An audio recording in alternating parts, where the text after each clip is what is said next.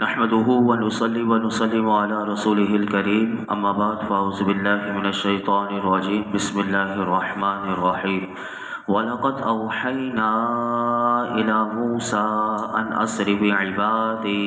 فاضرب لهم طريقا في البحر يبسا لا تخاف دركا ولا تخشى اور بے شک ہم نے موسیٰ کی طرف وحی بھیجی کہ راتوں رات میرے بندوں کو لے چلو اور ان کے لیے دریا میں خشک راستہ نکال دو۔ تجھے ڈر نہ ہوگا کہ فرعون پکڑ لے اور نہ تجھے خطرہ ہوگا۔ یہاں سے اس رکوع سے اللہ رب العالمین نے اگلے واقعے کا ذکر کیا کہ جب فرعون کو تمام روشن دلائل، معجزات اور حق کی صداقت جب واضح ہو چکی، اس کے باوجود بھی وہ راہ پر نہ آیا اور اس نے نصیحت حاصل نہ کی، بلکہ اس کا مفسرین فرماتے ہیں کہ بنی اسرائیل پر وہ ظلم و ستم اور زیادہ اس نے بڑھا دیا، تو اللہ رب العالمین نے، کیونکہ یہ اللہ کے بندے ہیں، تو اللہ رب العالمین نے حضرت موسیٰ علیہ السلام کو وحی فرمائی کہ اب راتوں رات میرے بندوں کو مصر سے لے چلو، اور راستہ جو ہوگا وہ سمندر ہوگا، سمندر کے بیچ میں سے آپ چلیں گے، اور فرمایا کہ اس سمندر میں آپ نے خشک راستہ بنانا ہے، آپ نے اپنا عصا مارنا ہے تو وہ سمندر آپ کے لیے خشک راستہ بنا دے گا۔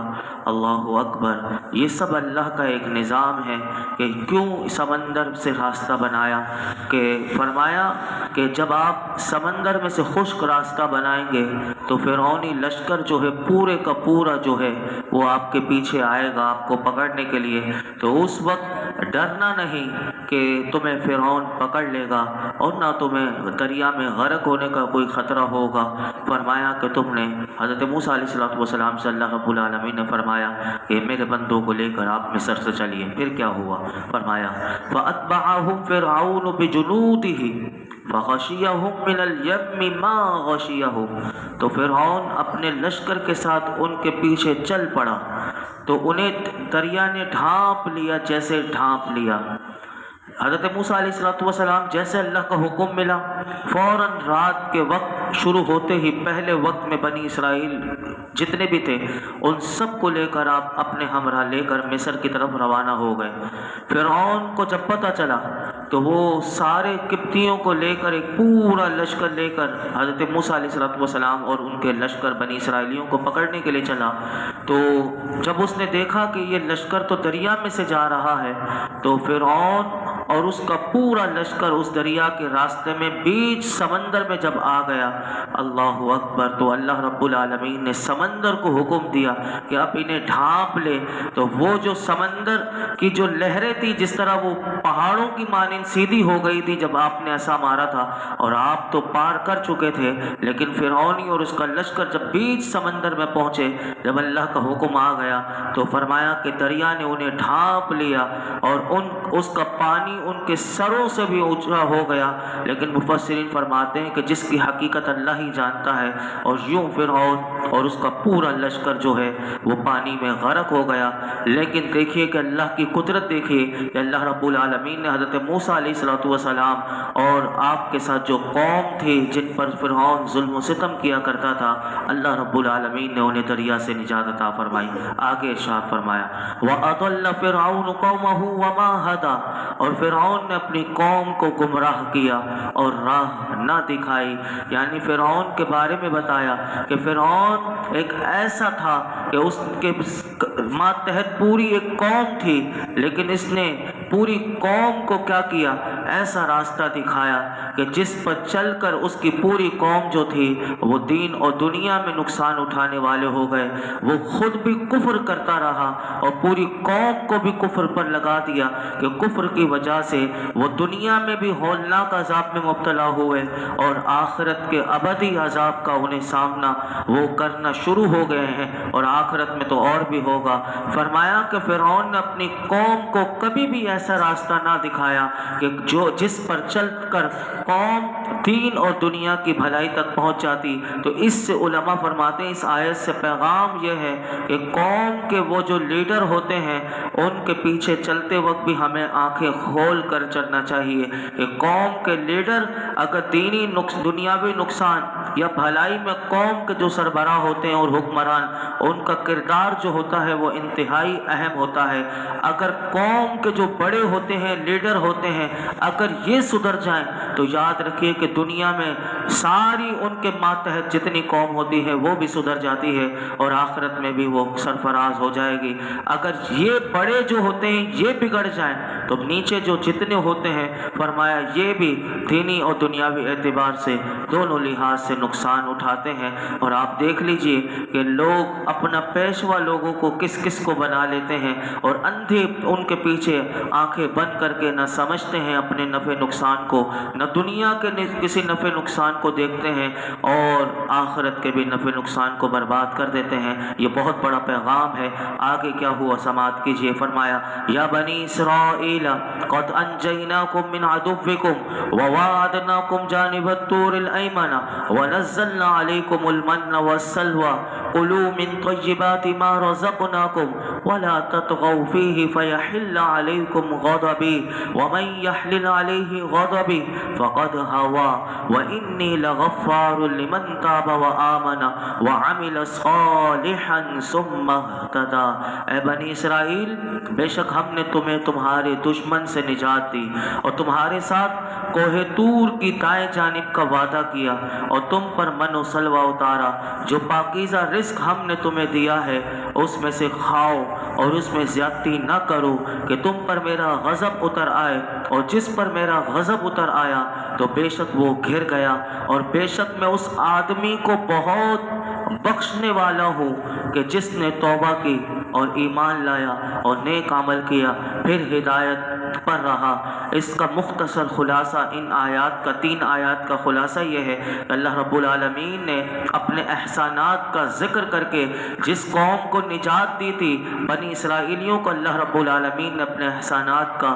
وہ یاد دلاتے ہوئے ارشاد فرمایا اے بنی اسرائیل کہ بے شک میں نے تمہیں تمہارا سب سے بڑا دشمن جو تھا فرعون اور اس کی پوری قوم جو تمہیں ستاتی تھی، تم سے محنت مزدوری کرواتی تھی، محنت مشقت کرواتی تھی اور کس طریقے سے تمہارے اوپر ظلم کرتی تھی، میں نے اسے نجات دی۔ وہ قوم فرعون اور اس کی قوم تمہارے بیٹوں کو ذبح کر دیتی تھی، تمہاری بیٹیوں کو زندہ چھوڑ دیتے تھے، اور فرمایا کہ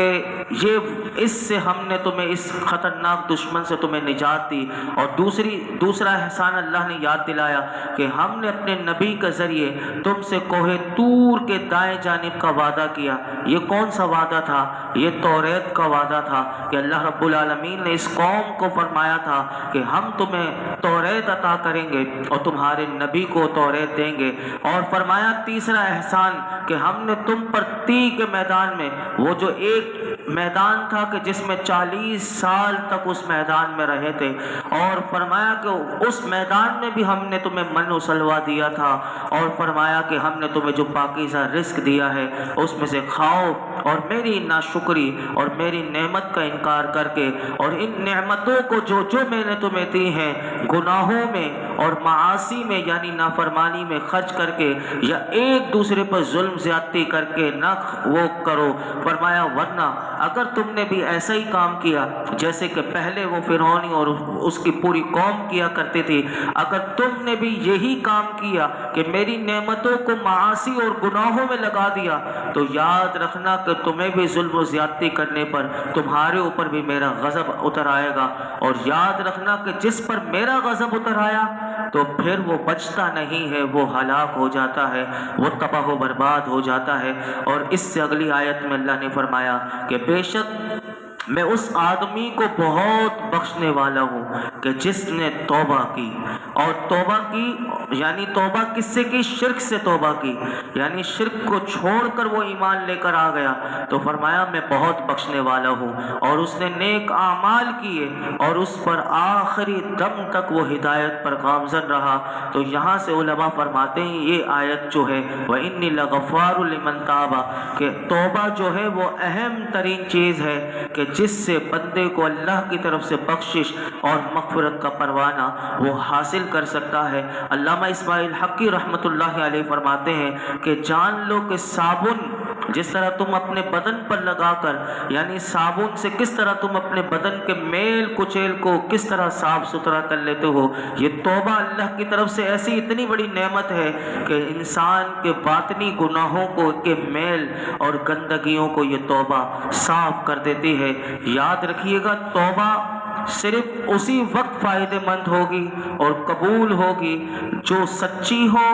اور توبہ وہ والی توبہ ہو کہ جس میں اپنے گناہوں پر اقرار بھی ہو، ندامت بھی ہو، شرمسار بھی ہو، اور آئندہ اللہ سے پکا عزم کرے کہ میں وہ گناہ نہیں کروں گا، تو ایسی توبہ قبول ہے۔ ورنہ صرف زبان سے صرف استغفر اللہ اور نہ اس کے دل میں ندامت ہے اور نہ وہ شرمسار ہے، نہ وہ گناہوں کو چھوڑنا چاہتا ہے، اور نہ اس نے گناہوں کا اقرار ختم کیا اپنے اندر سے، صرف ہاتھ کے اشارے سے کان پکڑ لیے، ناک کو یوں یوں کر لیا کہ میری توبہ میری توبہ، تو یاد رکھیے گا علماء کہتے ہیں یہ توبہ حقیقی توبہ نہیں ہے، ایسی توبہ اللہ قبول نہیں فرماتا۔ آگے ارشاد فرمایا وَمَا أَعْجَلَكَ عَنْ قَوْمِكَ يَا مُوسَى قَالَ هُمْ أُولَٰئِ عَلَىٰ أَثَرِي وَعَجِلْتُ إِلَيْكَ رَبِّ لِتَرْضَىٰ، اور اے موسیٰ تجھے اپنی قوم سے کس چیز نے جلدی میں مبتلا کر دیا؟ عرض کی وہ یہ میرے پیچھے ہیں، اور اے میرے رب میں نے تیری طرف اس لیے جلدی کی تاکہ تو راضی ہو جائے۔ اس آیت کا خلاصہ یہ ہے کہ اللہ رب العالمین نے حضرت موسیٰ علیہ السلام کو کہا اپنی قوم میں سے 70 آدمیوں کو چن لیں۔ آپ نے اپنی قوم میں سے 70 آدمی کو چن کر اور توریت شریف لینے کے لیے کوہ طور کی جانب رواں دواں ہو گئے۔ 70 آدمی جو آپ کے ساتھ ساتھ تھے یہاں پر وہ پیچھے پیچھے رہ گئے، اور آپ کو اللہ کے کلام کا شوق دیکھی حضرت موسیٰ علیہ السلام کو کہ ان آدمیوں کو سے آگے آگے بڑھ گئے اور انہیں پیچھے چھوڑتے ہوئے کہا میرے پیچھے پیچھے چلے آؤ۔ تو جب آپ تو کوہ طور پر پہنچے اللہ نے وحی نازل کر دی اور فرمایا کہ اے موسیٰ تجھے اپنی قوم سے کس چیز نے جلدی میں مبتلا کر دیا، یعنی قوم پیچھے رہ گئی، آپ اتنی جلدی آگے آگے کیوں آ گئے؟ تو آپ نے عرض کی کہ مولا وہ میرے پیچھے ہیں اور میں نے تیری طرف اس لیے جلدی کی کہ تاکہ تیرے حکم کو پورا کرنے میں میری جلدی دیکھ کر فرمایا کہ تیری رضا اور مجھ پر زیادہ ہو جائے۔ یہاں پر علماء فرماتے ہیں کہ دیکھیے کہ یہ کلیم ہے اور میرے آقا جو ہیں وہ حبیب ہیں، یعنی نبی پاک صلی اللہ علیہ وسلم کا اگر ہم قرآن میں دیکھتے ہیں تو اللہ رب العالمین اپنے حبیب کے لیے فرماتا ہے کہ جب قبلے کی تبدیلی ہو رہی تھی تو فرمایا ضرور ہم تمہیں اس قبلے کی طرف پھیر دیں گے کہ جس میں محبوب تمہاری خوشی ہے۔ اور ایک اور مقام پر سورۃ طٰہٰ میں وَلَسَوْفَ يُعْطِيكَ رَبُّكَ فَتَرْضَىٰ، بے شک قریب ہے کہ تمہارا رب تمہیں اتنا دے گا کہ تم راضی ہو جاؤ گے۔ یہاں موسیٰ علیہ السلام کہتے ہیں کہ مالک تیری رضا چاہیے، اور میرے آقا کی رضا اللہ رب العالمین فرماتا ہے کہ میں آپ کو اتنا دوں گا کہ آپ راضی ہو جائیں گے۔ تو اس بات کو اعلیٰ حضرت نے ایک شعر میں بن کر کے ہمیں سمجھا دیا کہ خدا کی رضا چاہتے ہیں تو عالم، خدا کی رضا چاہتے ہیں تو عالم، خدا چاہتا ہے رضا محمد۔ اللہ تعالی ہم سب کو بھی نبی پاک صلی اللہ علیہ وسلم کی جتنی رضائیں ہیں، حضور جن جن چیزوں سے راضی ہوتے ہیں، اللہ ہمیں وہ کام کرنے کی توفیق عطا فرمائے اور حضور کی نگاہ کرم ہم سب کو نصیب ہو جائے۔ اللہ رب العالمین ایسے اعمال کی ہمیں توفیق عطا فرمائے۔ الحمدللہ رب العالمین۔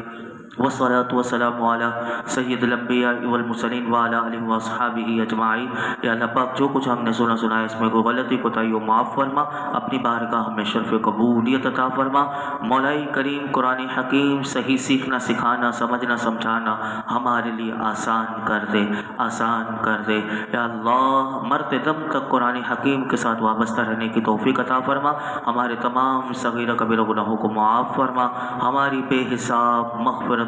मौलाई करीम बेहिसाब मग़फ़िरत फरमा। हमारे वालिदैन की, मेरे आका की तमाम उम्मत की मग़फ़िरत फरमा। या अल्लाह अपनी रज़ा की दौलत अता कर दे, अल्लाह अपनी रज़ा अता कर दे। मेरे मालिक अपने महबूब के सदक़े में हमें अपनी रज़ा की दौलत अता कर दे। आज तक जितनी दुआएं की हैं आइंदा करेंगे सब दुआओं को कबूल फरमा। ये जितने हाज़रीन मौजूद हैं अल्लाह सब के उठे हुए हाथों की लाज रख ले। वसल्लल्लाहु तआला अला खैर खल्क़ि मुहम्मद व अला आलिहि व अस्हाबिही अजमाइन।